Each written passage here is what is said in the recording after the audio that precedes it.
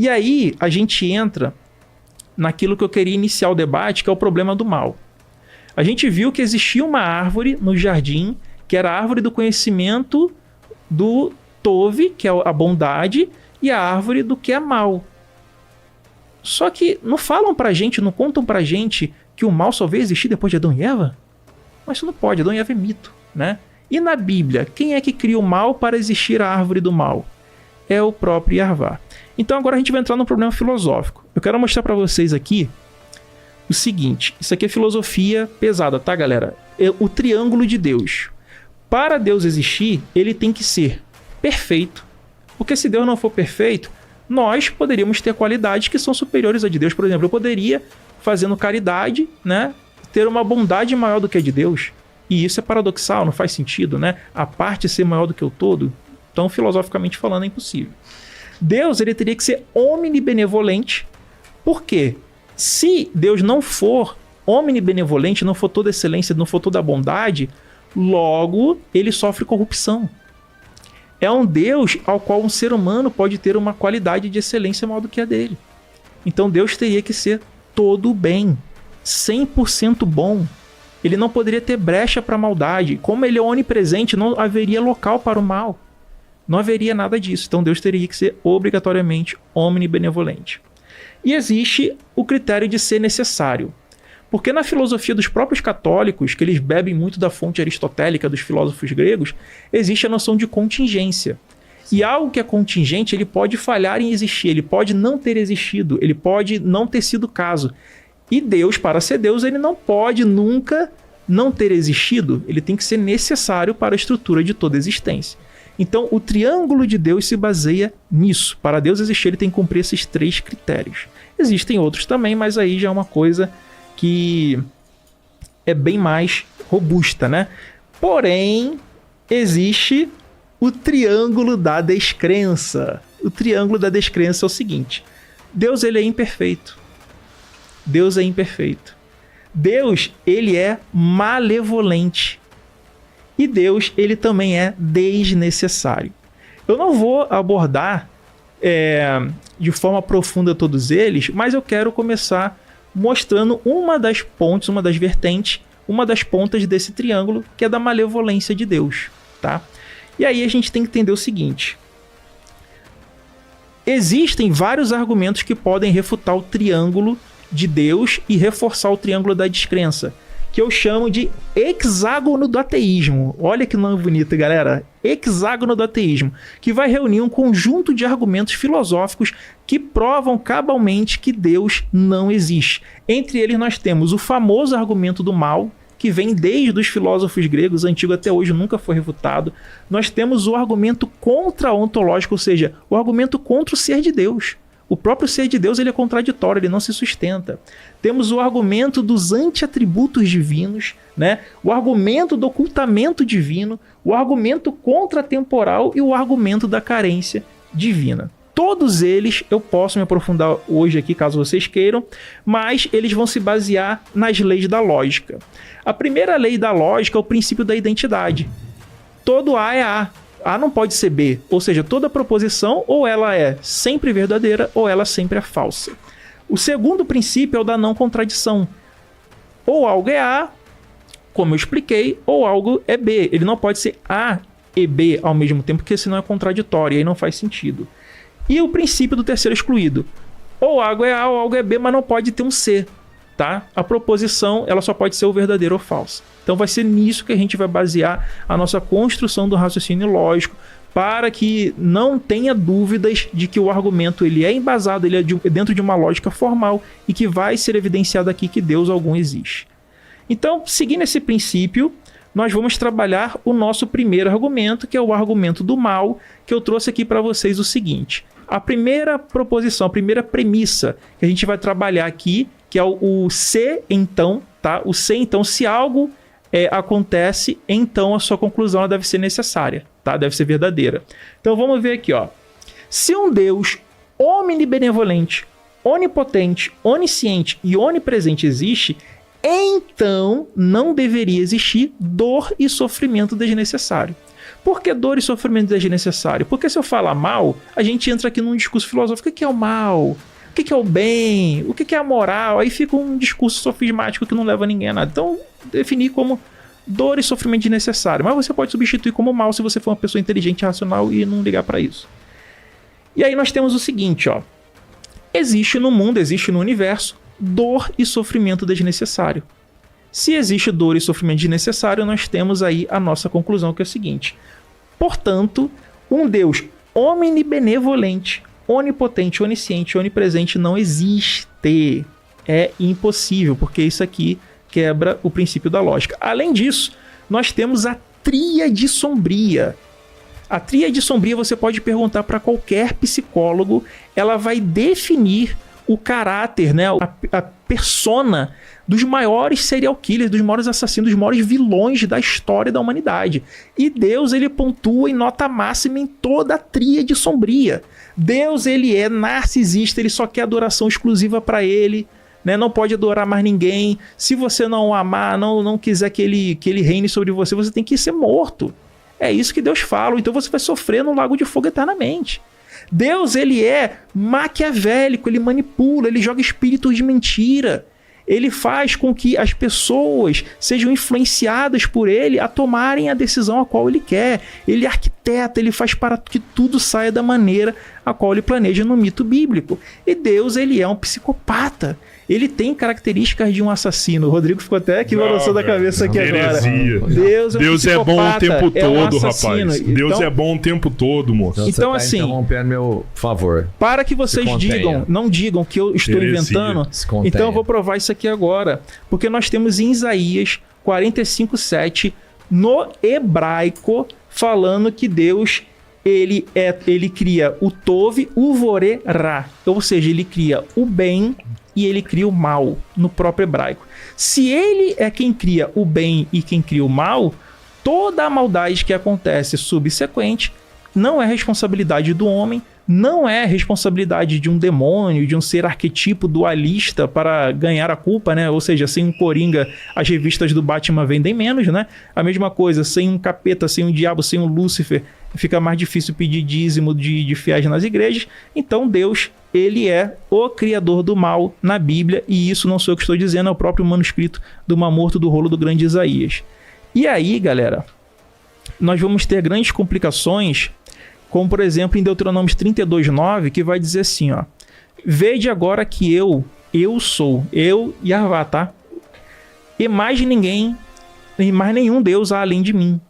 Eu mato e eu faço viver. Eu firo e eu saro. E ninguém há que escape da minha mão. Então Deus, ele está decretando aqui que é ele quem fere e ele quem mata. E não há nenhum outro que faça isso. Se o diabo tivesse a capacidade, como muitos querem colocar, de matar e de ferir, ele seria um Deus também. E não é isso que aparece o texto do hebraico está dizendo, né? Em 1 Samuel 2, do 6, vai dizer assim, ó: o Senhor mata e faz viver, faz descer a sepultura e faz tornar a subir dela. O Senhor empobrece e enriquece, abaixa e também exalta. Então Deus tem controle sobre a sua vida.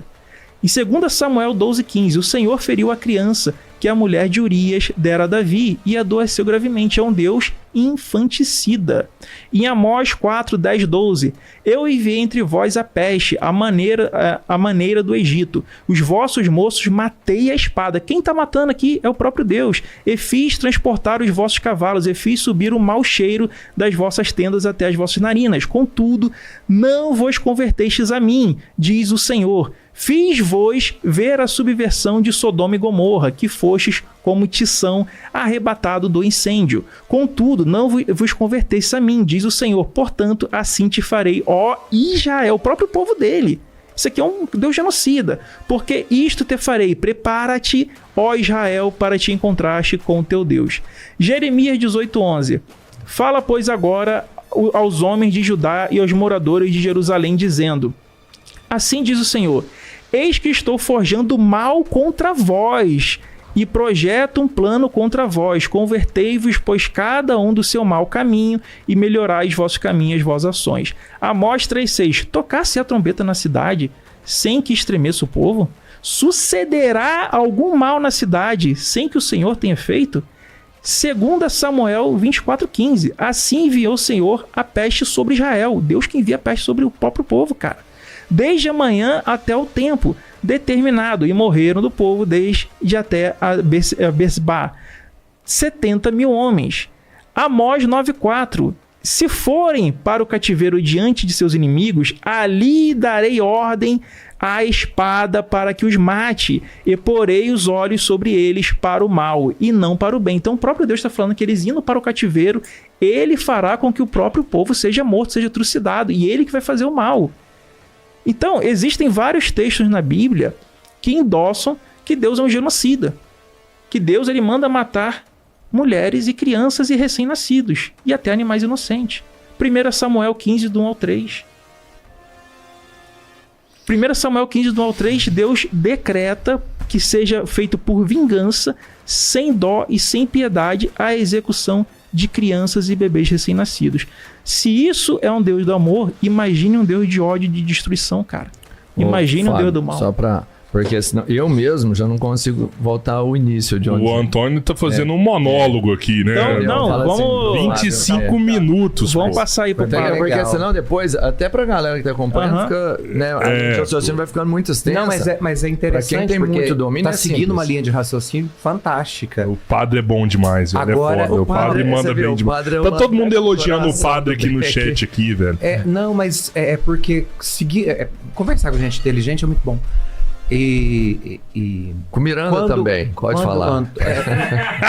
Brincadeira. Agora o povo vai matar, velho. O povo vai matar. Quando Antônio usa esse termo, né, de Deus genocida, né, nós precisamos entender, e eu sei que ele entende bem isso, que os textos sagrados, eles são compostos a partir das experiências tribais do povo que os escreveram.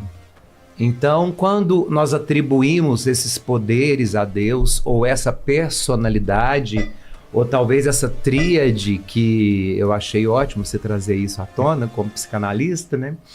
Mas quando a gente atribui esses adjetivos a Deus, nós não estamos buscando ali a realidade da fonte literária. É porque não é Deus quem diz para matar, é o povo fazendo uma apologética para poder, em nome de Deus, como acontece até os dias de hoje, tem acontecido, em nome de Deus, ter a liberdade de matar, de ferir, de acusar, né? E a gente não precisa ir longe para isso. Quando eu falo que até os dias de hoje isso existe, não estou falando nem da guerra de Israel com Palestina. A gente vê, por exemplo, os ataques que nós sofremos. Eu creio que você sofre ataque no seu canal por cristãos ou religiosos extremistas, como eu recebo ataques de extremistas, né, por ter uma posição muito mais voltada para algo mais tangível e científico, né, para algo que seja mais palpável. Então, em momento nenhum, eu consigo entender no Antigo Testamento esse Deus que se manifesta tão perverso, né, e pervertido até, sem passar pela história da escola literária que formulou esse texto. Porque a escola literária que colocou este texto no papel, ela é apologética.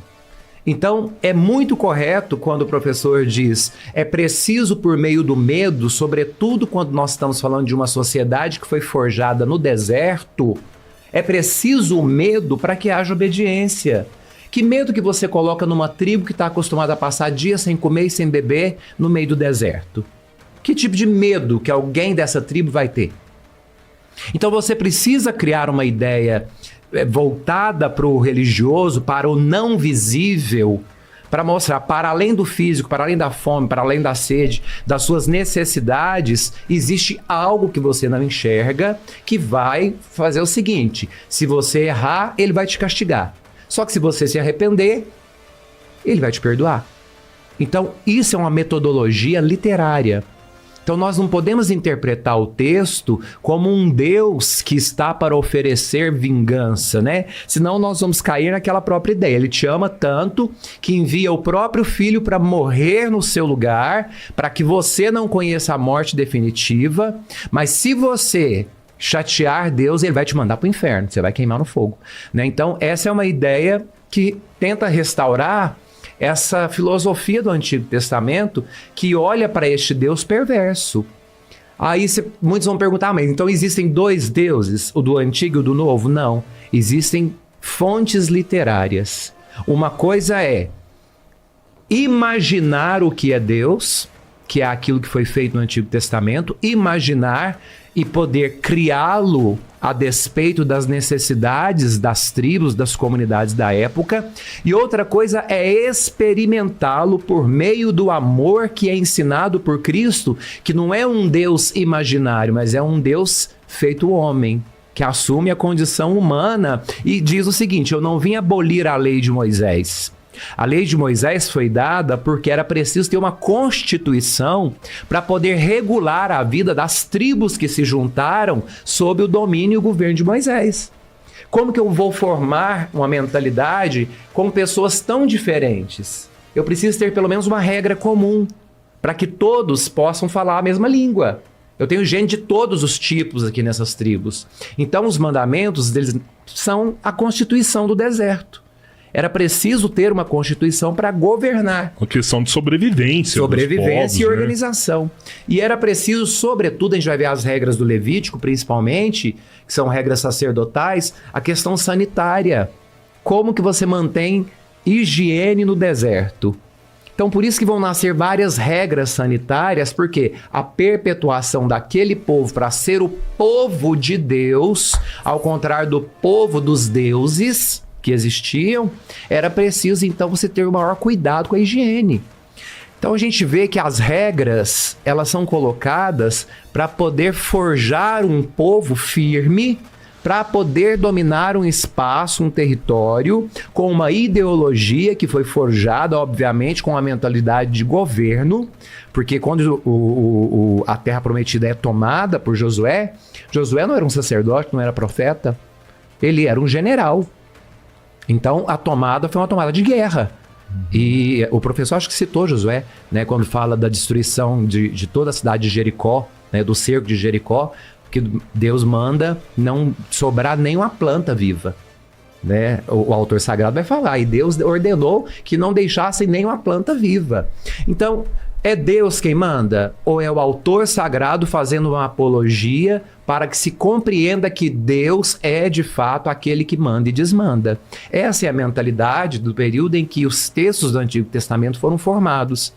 Tanto que quando você pega os textos mais adocicados do Antigo Testamento, é os que foram escritos pouco tempo antes de Jesus, em Alexandria do Egito e em língua grega, que os judeus, ao receberem, não os aceitam. Por quê? São muito adocicados, porque são livros de sabedoria, são livros sapienciais, são poemas, poesias que mostram um Deus apaixonado, que chama Deus de noivo e que chama o povo de noiva. É o casamento entre Deus e o seu povo, o amado e a amada.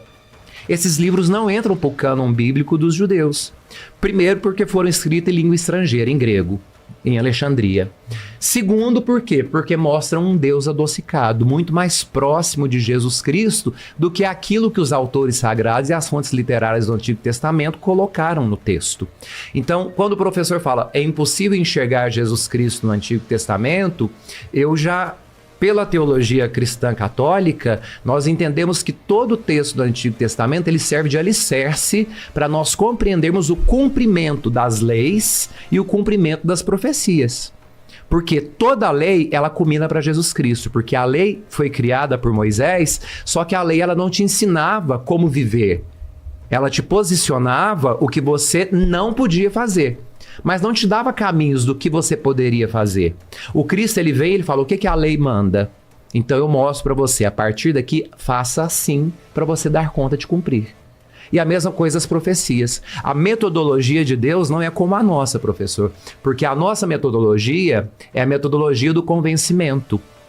A metodologia de Deus é ir ao encontro do povo. Assim como os textos são apologéticos para poderem convencer o povo de que Deus é ultra poderoso e que se você fizer qualquer coisa que esteja fora do controle da religião, da instituição religiosa, Deus vai te castigar. Não é à toa que o mito da Arca de Noé é colocado justamente no período pós-exílico para demonstrar, se você não quer participar da nova criação do templo pós-exílico, você vai ser lavado pela enxurrada. Você está fora, você está perdido. A arca é a prefiguração da nova religião, do novo templo, daquilo que vem para resgatar. Então quem está fora da arca está perdido. São mitos, metáforas bíblicas que vão trazer para nós essa comparação com esse Deus. Agora, quando Cristo se mostra como cumprimento da lei, é o que ele fala diante daquela mulher que foi pega em adultério. Os mestres da lei chegam diante dele com uma mulher adúltera. E a regra de Moisés é clara, tem que ser apedrejada. Eles queriam colocar Jesus à prova por 2 motivos. Primeiro, a lei é mosaica, é de Moisés. Só que como quem reinava sobre o território de Israel era o Império Romano, só quem tem a autoridade de executar penas é o Império, é o Estado. César. A religião não pode executar penas. Então eles chegam para Jesus e falam, foi pega em adultério, devemos ou não apedrejá-la? Se Jesus fala que é para apedrejar, ele está indo em favor da lei e contra o império, contra o Estado. Se ele fala não é para apedrejar, ele está indo contra a lei de Moisés e a favor do império. O que Jesus fala? A lei está correta, a lei manda apedrejar, mas que o apedrejamento comece pelas mãos daquele que está purificado. Então o primeiro, aquele que não tiver pecado, atire primeiro. Então Jesus dá o significado da regra, porque não é simplesmente vomitar regras e conceitos, é entender que a regra é um norte a ser seguido. Ela não está ali engessada para poder nos alienarmos àquilo que a instituição religiosa quer impor. A regra, ela é um fio condutor, é isso que Jesus vai mostrar. E a metodologia de Deus, quando ele vai até os profetas para poder cumprir em Jesus Cristo o que os profetas dizem, é justamente a metodologia que foi criada no deserto. Vamos escrever algo que esteja próximo das divindades do Egito, da realidade afetiva desse povo, daquilo que eles acreditaram durante tantos séculos, e aos poucos nós vamos desmamando dessa ideia politeísta. Então, o autor sagrado, aos poucos, vai tirando o povo dessa ideia e se aproximando de um Deus monoteísta. A mesma coisa em Jesus Cristo. Ele pega aquilo que os profetas disseram para o cumprimento da vida do povo e ele cumpre aquilo que os profetas escreveram. Ah, então Jesus submeteu-se aos escritos proféticos? Não. Só que ele se aproxima e faz aquilo que o povo acreditava, porque o intuito era trazer o povo para a realidade. E ao cumprir aquilo que estava escrito, ele estava dando uma metodologia exata de que ele era o cumprimento tanto da lei quanto do que foi dito pela boca dos profetas. Então, dizer que o Cristo não está no Antigo Testamento, para nós, dentro da teologia cristã católica, é um equívoco, né? Porque o Cristo está pré-figurado, sejam nos patriarcas, seja em Moisés, seja em Josué nas suas conquistas, seja no servo sofredor que está no livro apócrifo dos judeus, mas que para nós ele é canônico, é o livro de Jó, na sabedoria, como o noivo, no livro da sabedoria, no cântico dos cânticos. Então, em tudo nós enxergamos o Cristo, mas o Antigo Testamento como um alicerce para entendermos este Deus que vai ser adocicado. Eu gosto de usar esse termo para tirar a ideia que os autores, os literários, colocaram desse Deus amargo que o professor nos apresenta, inclusive. Então, esse Deus amargo, ele é uma apologia àquilo que a instituição religiosa desejava fazer e que foi muito bem dito pelo professor e que até hoje muitas religiões vendem essa ideia.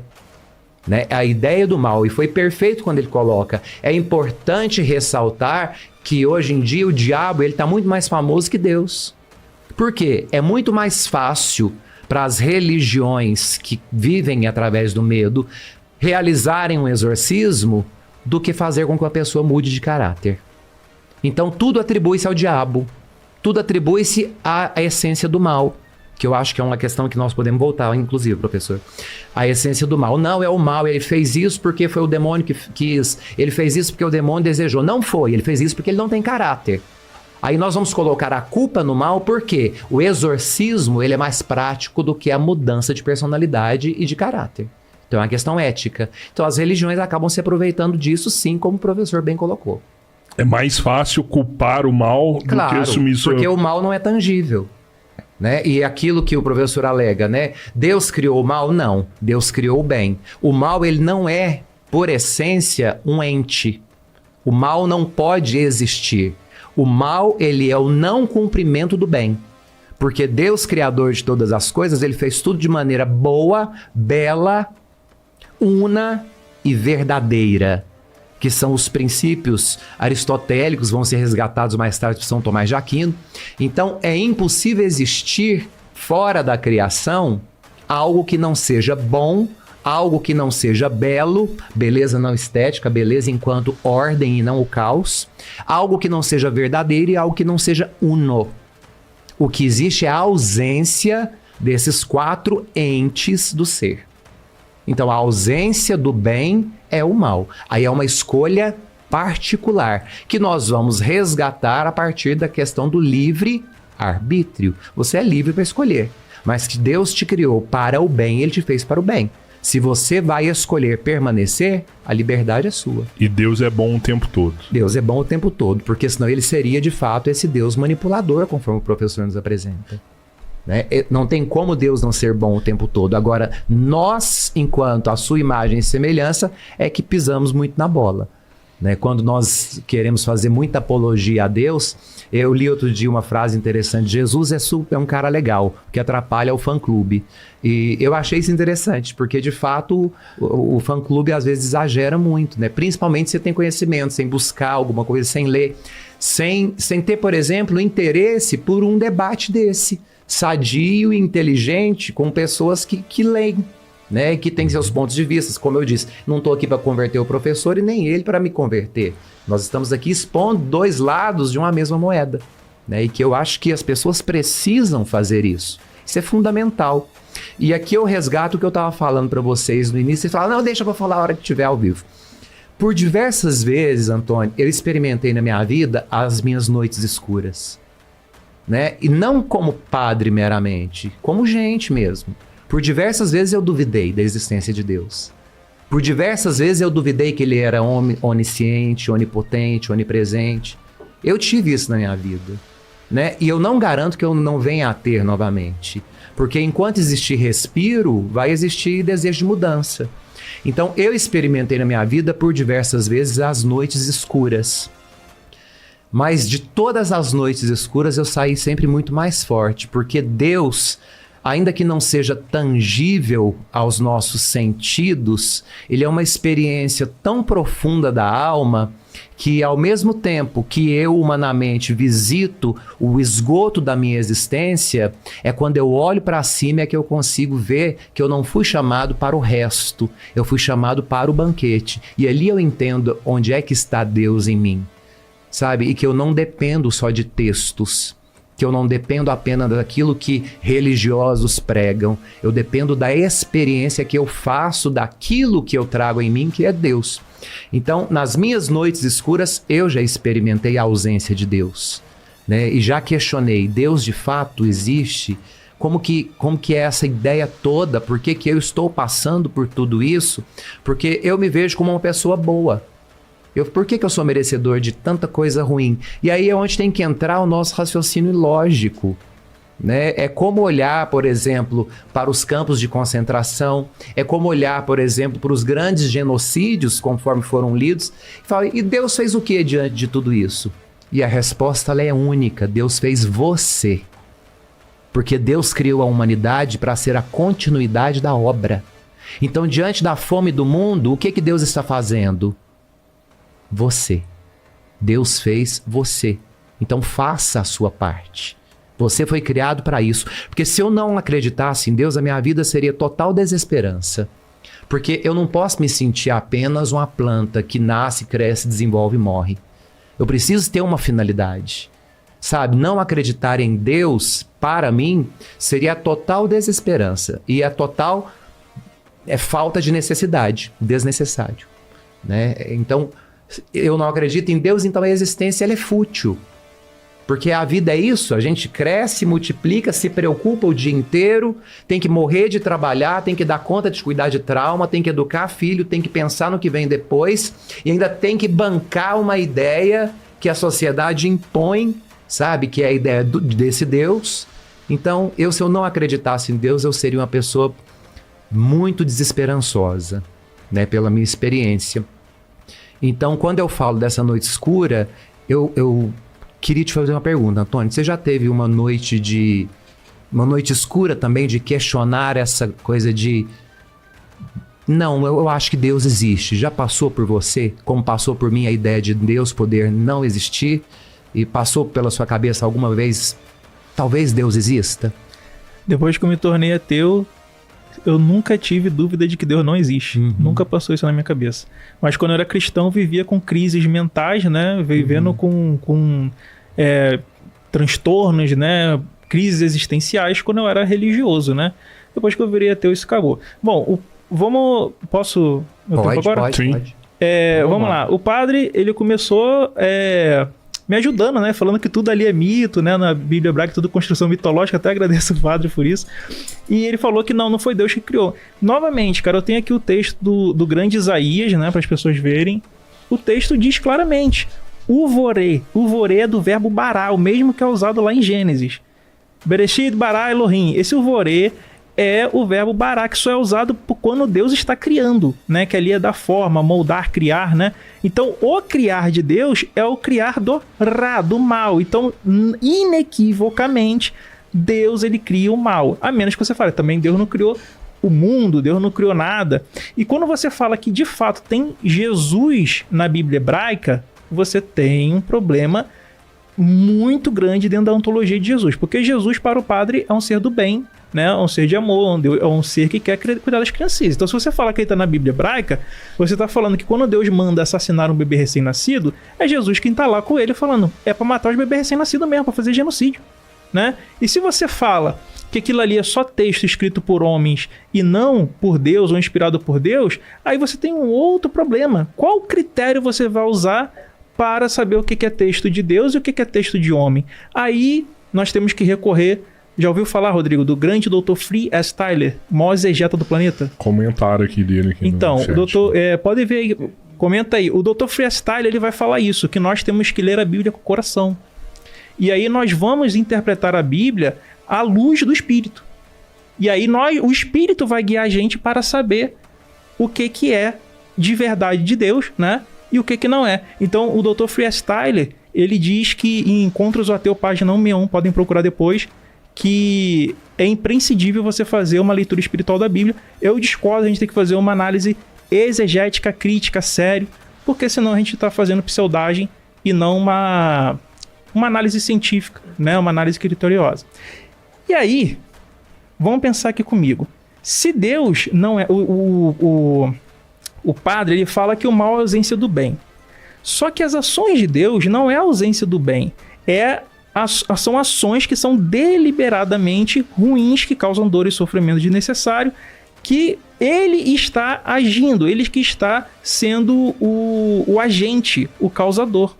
Por exemplo, quando a gente pega aqui, 1 Reis 22, a partir do 19 é dito o seguinte, Então ele disse: Ouve, pois, a palavra do Senhor.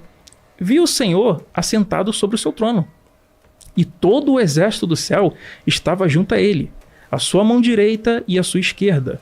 E disse o Senhor: Quem induzirá Acabe para que suba e caia a Ramote de Gileade? E um dizia desta maneira e outro de outra. Então saiu um Rua, né, um espírito, e se apresentou diante do Senhor e disse: Eu induzirei. E o Senhor lhe disse: Com que? E disse ele: Eu sairei e serei um espírito de mentira na boca de todos os seus profetas.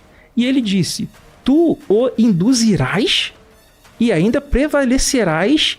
Sai e faz assim. O quê? O próprio Deus convocou um espírito de mentira, né, uma entidade de mentira, e colocou para ela atuar contra os profetas. E aí no 23 diz assim, ó: agora, pois, eis que o Senhor, pôs o espírito de mentira na boca de todos estes teus profetas, e o Senhor falou o mal contra ti. E aí, o padre, ele falou sobre livre-arbítrio, mas livre-arbítrio é uma invenção cristã depois, né, posterior, porque Deus, durante toda a Bíblia, ele fala que ele cria o vaso de honra e o vaso de desonra. Já tem tanto aquela noção de que a salvação, ela é uma espécie de predestinação, tem a palavra predestinação lá em Paulo, né? Você vê que ele fala da graça. Você vê que tem a parte em que, antes das obras serem feitas, as crianças já haviam sido escolhidas sem terem feito obra boa ou ruim. Então, isso mostra pra gente que não tem essa questão de livre-arbítrio, é que Deus é quem tá fazendo mesmo. Por exemplo, aqui, ó, quando a gente pega o texto que eu não peguei o livro, mas ele vai dizer o seguinte, ó: e o Espírito do Senhor se retirou de Saul, e assombrava um espírito mau da parte do Senhor. E aqui nós temos Veruar e Arvá. Então esse Veru e Arvá não é um espírito diferente, é o próprio Espírito de Deus atuando sobre ele. Então quem se retira de Saul ou faz a Saul ter ações ruins é o próprio Deus. Então isso é maldade ativa de Deus, não uma maldade de ausência de Deus, é o próprio Deus atuando. Então não tem como ser, o mal é a ausência do bem, não, porque Deus é o criador do mal, né? Tanto que nós vamos ter passagens que vão demonstrar que o próprio Deus ele faz isso quando é dito que Deus, ele é o Satã. E Satã é uma palavra hebraica que vai significar opositor. Por exemplo, e a ira de Deus acendeu-se porque ele ia, e o Malar e Arvar pôs-se-lhe no caminho, por adversário. Então nós temos a palavra Malar e Arvar Baderek le Satã. O próprio Malar e Arvar, o próprio anjo do Senhor, sendo chamado de Satã, de opositor. Entendeu? Então quando a gente tem aqui, por exemplo, a passagem: então Satanás se levantou contra Israel e incitou Davi a enumerar Israel. E em outra passagem nós temos: e a ira do Senhor se tornou a acender contra Israel e incitou a Davi contra eles, dizendo: vai, enumera Israel e Judá. São referências de passagens cruzadas que também se referem a Deus como opositor, como Satã. Então isso aqui são coisas ativas, né? Então você tem maldade de Deus onde ele fala essa coisa aqui, cara. Isso aqui para quem é pai, você que é pai aí que tá assistindo. Você é pai, o Robertinho, o Rodrigo, vocês são pais? Sim. Então todo mundo aqui tem filho, pai, né, cara? O Jason tá ali, tem filho, todo mundo tem filho. Todos somos pais, então, até o padre é pai. Mas olha isso aqui, ó. Comerás o fruto do teu ventre, a carne de teus filhos e de tuas filhas, que o Senhor teu Deus te deu, no cerco e no aperto com que os teus inimigos te apertarão. Isso aqui é o próprio Deus fazendo o povo ser cercado e tendo uma fome tão grande que eles terão que comer a carne dos próprios filhos. De sorte que o homem delicado e muito exigente entre vós será duro para com seu irmão e para com a mulher do seu seio, e nenhum deles da carne de seus filhos que ele comer por nada que lhe resta, no cerco e no aperto, com que o teu inimigo te apertará em todas as portas. Depois professor, essa passagem qual que é? De qual livro? Deuteronômio 28. Tá. Mas também tem em Jeremias, tem em Ezequiel, por exemplo, 5:10 vai dizer, ó: portanto, os pais comerão a seus filhos no meio de ti, e os filhos comerão a seus pais, e executarei juízo. Quem executará juízo? O próprio Deus. E espalharei a todos os teus restos ao vento. Aí você vai ter aqui, por exemplo, em Isaías 3,16, e das suas crianças serão despedaçadas perante os seus olhos, as suas casas serão saqueadas e violadas as suas mulheres. Oséias 13,16. Vê se isso aqui é coisa de um Deus de amor, cara. Olha isso aqui, Oséias 3,16. Samaria levará sobre si a sua culpa, porque se rebelou contra o seu Deus. Olha aqui o narcisismo aqui, né? Cairão a espada, seus filhos serão despedaçados, e as suas mulheres grávidas serão fendidas pelo meio. Isso aqui é a crueldade em sua essência, a maldade do homem, do ser humano que escreveu. Quando o padre fala, isso aqui foi o homem que escreveu. Isso aí é frase de ateu, né? Eu, como ateu, falo isso realmente. A Bíblia inteira é um mito criado por homens que têm questões políticas ali. E uma das questões políticas que nós temos na história da humanidade é a escravidão. A escravidão foi uma das coisas na história humana mais perversas, malignas, que a gente pode conceber como pessoas de bens e cidadãos de bens e honestos. E algum dia ter existido escravidão no nosso mundo. E olha que coisa cruel e insana. Eu estou aqui nas minhas mãos uma bula papal de Nicolau V. Vocês já ouviram falar dessa bula? Essa bula se chama Dum Diversas e nós temos uma outra chamada Romanus Pontifex. Já ouviu falar delas, pá? Já. Essas bulas, para quem não conhece, elas vão autorizar, são os papas da Igreja Católica Apostólica Romana, autorizando a escravidão de pessoas em todo o Novo Mundo. A escravidão de indígenas, de negros, de todos os povos do Novo Mundo. Então vai estar dizendo aqui, ó, o seguinte, ó. Nós vos concedemos, reis da Espanha e Portugal, por este presente documento, né, que é a Dum Diversas e a Romanus Pontifex, uma bula papal de Nicolau V, com a nossa autoridade apostólica, plena e livre permissão para invadir, procurar, capturar, dá até tristeza ler um negócio desse, subjugar os sarracenos, que eram os inimigos, né, muçulmanos, e pagãos e quaisquer outros descrentes e inimigos descritos onde quer que estejam, bem como os seus reinos, ducados, condados, principados e outras propriedades, e reduzir as suas pessoas à servidão perpétua. Isso é um texto de uma instituição religiosa que diz ter o amor de Cristo e representar o amor de Cristo e autorizou a escravidão em todo o mundo. Mas aí você está falando, Antônio, isso é coisa de homem. Isso não é coisa de Deus, né? Deus jamais faria um negócio desse. Sim. Então, quando a gente pega a Bíblia, a gente vai ler em Levítico 25, 44 ao 46, vai dizer o seguinte, ó. Aqui, ó, tá aqui a imagem para que vocês tenham noção que isso está na Bíblia. A Bíblia defende, você tem um Deus, um Jesus, um Deus que defende escravidão. Olha só. Quanto aos teus escravos e as tuas escravas que tiveres, serão das nações que estão ao redor de vós. Deles comprareis escravos e escravas. Isso é um Deus de amor, mandando escravizar pessoas, ensinando, dando regras de escravidão. Deuteronômio 20, 10, 11. Quando te aproximares de uma cidade para combatê-la, apregoar-lhes-ás a paz.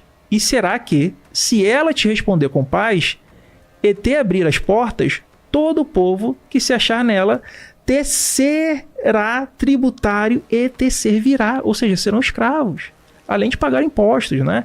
Estes são os estatutos que lhes proporais. Se comprares um servo hebreu... Perdão, vamos fazer o seguinte.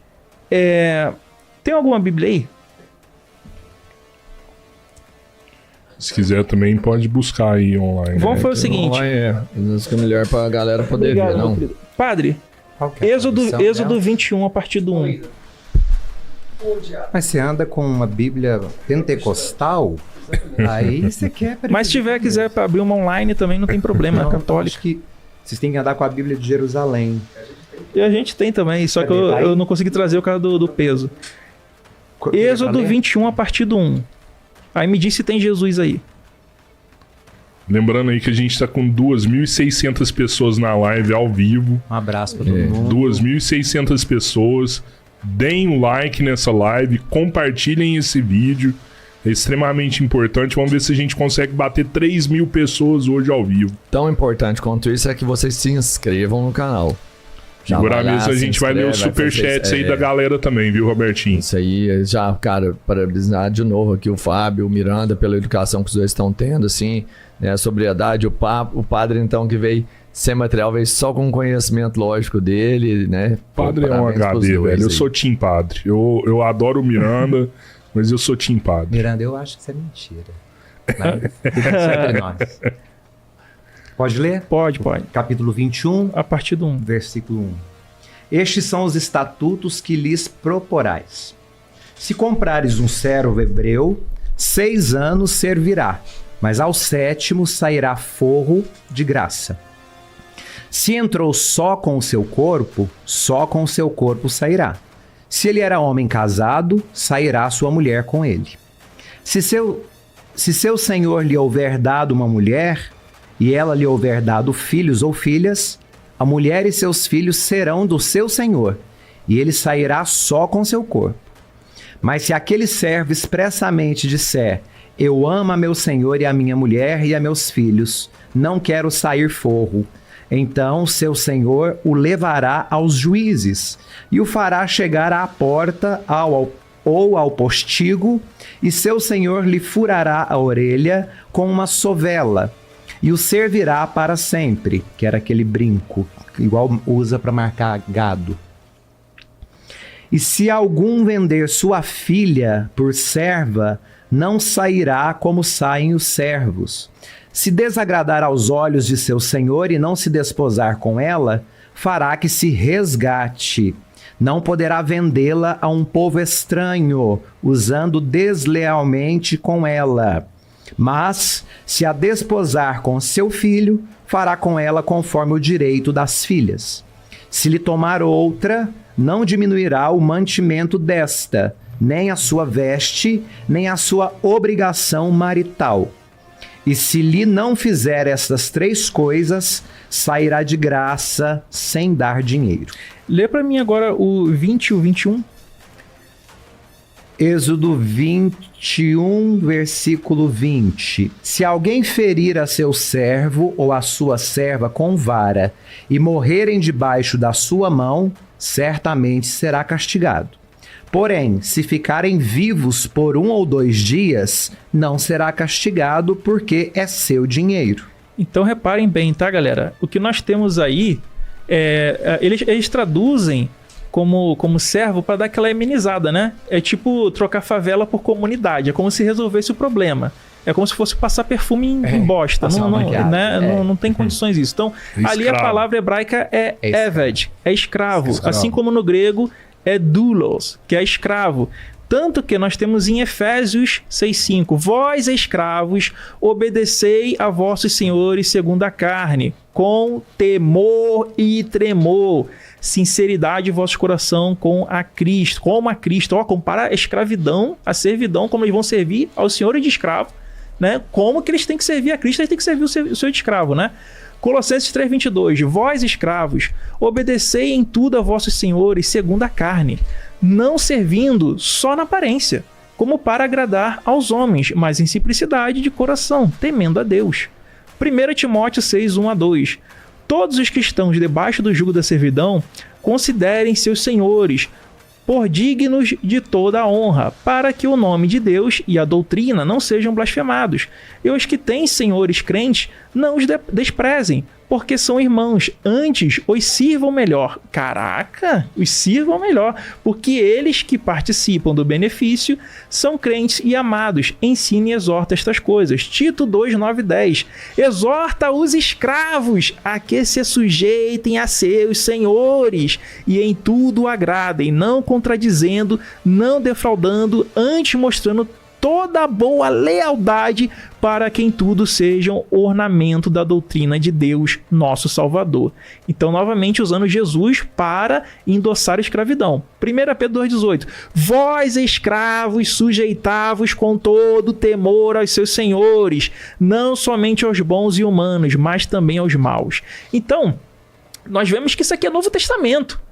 Eu não estou lendo para vocês Bíblia hebraica, eu estou lendo para vocês o Novo Testamento o tempo inteiro, endossando aquilo que mais tarde foi praticado de forma desumana e cruel pela própria Igreja Católica, autorizada por um Papa, né, um Pontifex Maximus, autorizando a escravidão de povos indígenas, negros, pessoas do Novo Mundo. Então, assim, isso tudo é para provar para vocês que a ação de Deus não é só a sua ausência. Mas como é que um ser onipresente poderia ficar ausente? Fica meio contraditório isso, né? Mas beleza. São ações deliberadamente mais. Se a gente não conceber assim, se a gente for seguir o lado do grande exegeta Dr. Friestyle, todo respeito, todo carinho, mas não concordo com isso, senão a gente vai estar fazendo uma leitura exegética e não exegética, nós não podemos ler com o Espírito Santo, nós temos que ler com o contexto histórico-cultural e entendermos que a Bíblia é um livro político, como o padre muito bem disse, feito por homens, não por Deus, para colocar a população campesina sobre domínio dos seus senhores, sobre domínio dos líderes políticos.